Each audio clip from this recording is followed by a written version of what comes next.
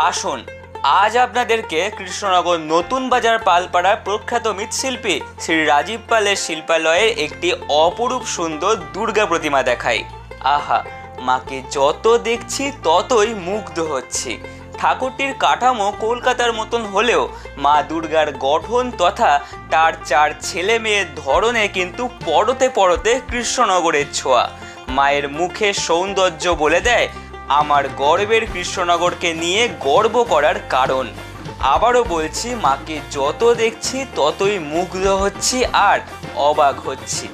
অসুরের শরীরে শিরা উপশিরা স্পষ্ট, সিংহ একদম সিংহের মতনই, এমনকি প্রতিটি মূর্তির গঠন একদম আদর্শ। এই ঠাকুরটি আজ রাতেই পৌঁছে যাবে শ্যামনগরের একটি ক্লাবে। আপনাদের কেমন লাগলো অবশ্যই জানাবেন।